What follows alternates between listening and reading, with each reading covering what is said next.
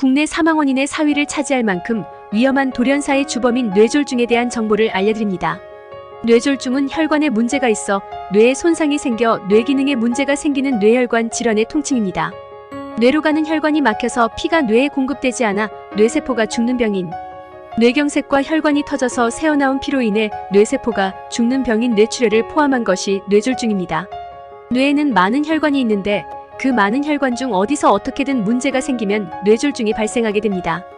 뇌경색의 원인은 크게 세 가지로 요약해보자면 첫 번째로 동맥경화입니다. 말 그대로 혈관이 좁아지거나 막히는 증상으로 의학적 표현으로는 죽상경화증이라고 합니다. 두 번째 원인은 몸 어딘가에서 생긴 혈전 피떡이 혈관을 따라 이동하다가 뇌로 가는 혈관을 막아서 생기는 경우입니다. 세 번째는 고혈압, 노화 등의 이유로 작은 혈관들이 굳어지면서 막히는 것이 원인이 될 수 있습니다. 뇌출혈의 원인은 크게 뇌로 들어가는 모세혈관이 터지는 뇌실질내, 출혈과 동맥류의 약해진 부분이 압력을 받아 풍선처럼 부풀어 터지는 거미막하 출혈로 나뉩니다. 뇌졸중에 의심이 드는 경우 제일 중요한 것은 빨리 119에 연락하여 가능한 가장 가깝고 큰 병원으로 신속하게 움직여야 합니다. 왜냐하면 골든타임이 있기 때문입니다. 뇌졸중을 의심할 만한 증상을 알려드리겠습니다. 첫 번째로 편측마비입니다. 뇌졸중 환자의 80% 이상이 겪는 증상으로 갑자기 한쪽 팔이나 다리에 힘이 풀리는 증상입니다.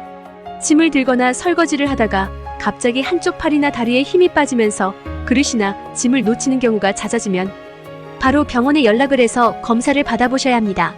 이 증상은 나타났다가 다시 사라짐으로 별일 아닌 듯 놓칠 수 있으니 반복되거나 증상을 겪는다면 바로 뇌검사를 받아보셔야 합니다. 만약 토하는 경우 고개를 옆으로 돌려주셔야 합니다. 두 번째 증상은 안면바미입니다. 뇌졸중 환자의 절반이 겪는 증상으로 한쪽 얼굴이 움직이지 않거나 삐뚤어지는 증상입니다. 세 번째 증상은 언어장애입니다. 뇌졸중 환자의 25%가 겪는 증상으로 머릿속에서 하고 싶은 말 자체가 만들어지지 않는 실어증과 발음기관에서 마비가 오므로 발음이 어눌해지는 구음장애가 있습니다. 세 가지 증상 중 하나만 나타나도 뇌졸중을 의심해야 하지만 세 가지 증상이 동시에 나타났다면 뇌졸중 가능성이 70%가 넘습니다. 세 가지 증상 중 한 가지 증상만 나타났어도 이 증상이 1시간 이상 지속된다면 뇌졸중일 가능성이 있으며 고령이시거나 평소 고혈압, 당뇨와 같은 질환이 있다면 더욱 조심하셔야 합니다. 평소와 다르게 한쪽 팔다리 감각이 둔해지거나 발음이 이상해지거나 말이 어눌해지거나 한쪽 시야가 잘 안 보이는 증상이 생기면 뇌경색이 진행되기 시작한 것으로 봐야 합니다.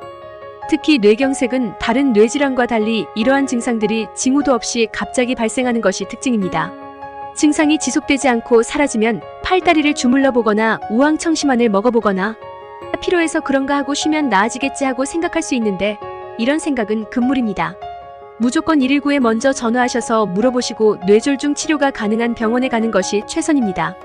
뇌졸중의 골든타임은 3-4시간 정도이며 뇌졸중 후 뇌조직 손상은 초기에 이미 발생해버리기 때문에 여유를 부릴 시간이 없습니다. 뇌경색의 경우 막힌 뇌혈관을 뚫어주는 약물 투여가 4시간 30분 이내여야 합니다.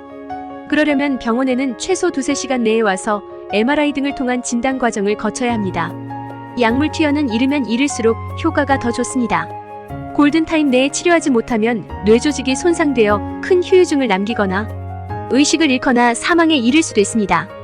뇌졸중 환자가 발생할 경우에는 가족이 올 때까지 기다리지 마시고 증상이 그냥 지나갈 거라고 생각하면 안 됩니다.